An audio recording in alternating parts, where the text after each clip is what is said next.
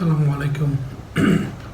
দৈনন্দিন জীবনে আমরা আজকে সমাজের সকল শ্রেণীর মানুষ হতাশাগ্রস্ত এবং বিপদগ্রস্ত এবং চিন্তাগ্রস্ত।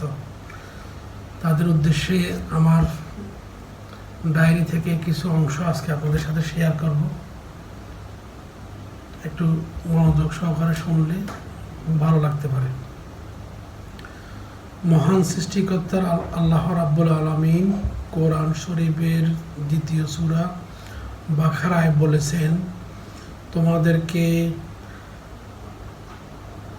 অবশ্যই পরীক্ষা করব কিছুটা ভয়, ক্ষুধা, জানমাল এবং ফল ফলাদি স্বল্পতায় মাধ্যমে, আর তুমি ধৈর্যশীলদের সুসংবাদ দাও।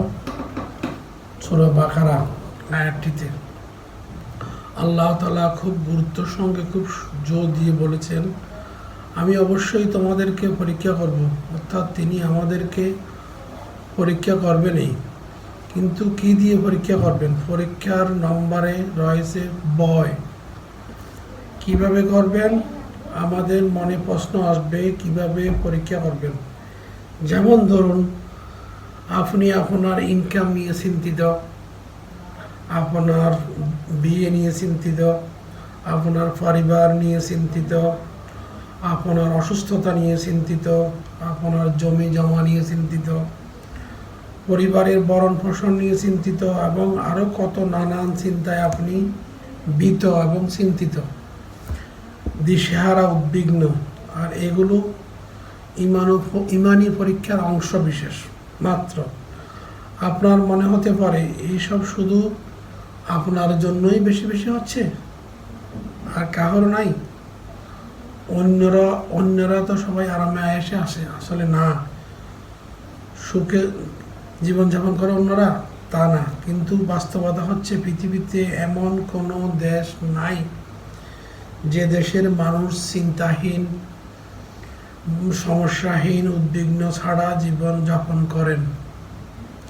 দেখা যায় সবচেয়ে উন্নত দেশের মানুষগুলো সবসময় বিভিন্ন সময় ভয়ানক চ্যালেঞ্জের মুখোমুখি হয় হরহামেশাই। কিসের এত উদ্বিগ্নতা আমাদের জানেন? আপনি যে কোনো বয়সের কোনো মানুষকে জিজ্ঞেস করলে সে আপনাকে লম্বা একটা লিস্ট করে দিবে তার উদ্বিগ্ন অনেক কারণ। তারপরেও অনেক কিছু বলার শেষ থাকে না। তারপর বলবে আরও অনেক কিছু বাকি থাকবে। জিজ্ঞেস করেন কতদিন যাবৎ আপনি এই সমস্যায় ভুগতেছেন? বলবে 10 থেকে 20 বছর আগে থেকে আমার এই সমস্যা। এই নিয়ে আপনাকে কে বাঁচিয়ে রেখেছেন?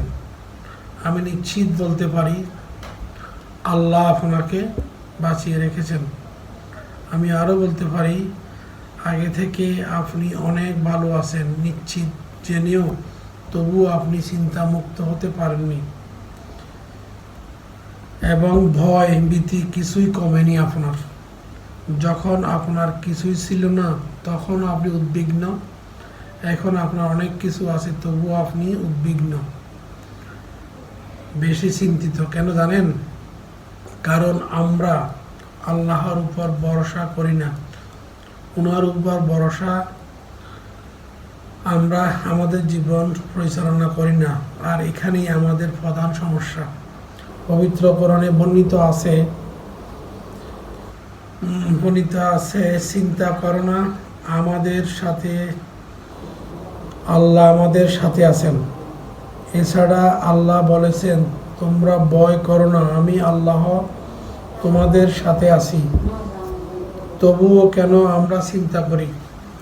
তিনি আমাদের অবশ্যই পরীক্ষা করবেন। কি দিয়ে পরীক্ষা করবেন? মাঝে মাঝে একটু ভয় দেখাবেন, ভয় দিবেন, মাঝে মাঝে ক্ষুধার্ত রেখে, মাঝে মাঝে অসুস্থ রেখে, মাঝে মাঝে অর্থ কষ্ট দিয়ে, মাঝে মাঝে টাকা পয়সার কষ্ট দিয়ে পরীক্ষার শিকার হতেই হবে। এটাই আল্লাহ তাআলার ফয়সালা। ইমানদারকে এটা মানতেই হবে।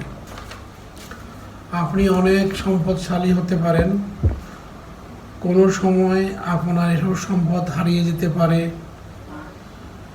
ডাকাতি হতে পারে, চুরি হতে পারে, আগুনে পুড়ে যেতে পারে, ব্যবসায় ক্ষতি হতে পারে, অথবা ভূমিকম্পে নষ্ট হতে পারে। আপনি অবাক হয়ে তাকিয়ে ভাবছেন, এটা কি হলো? আমার এত কষ্টের অর্জিত সম্পদ নিমিষেই কিভাবে শেষ হলো? আপনার এমন ভাবনা শুধু সময়ের অপচয় ছাড়া আর কিছুই নাই। মনে রাখবেন, আপনি যতই সমস্যায় থাকেন না কেন, আপনার থেকে বড় সমস্যায় আরো মানুষ আছেন। আসুন আমরা আল্লাহর উপর ভরসা রাখি সব সময়। আমিন।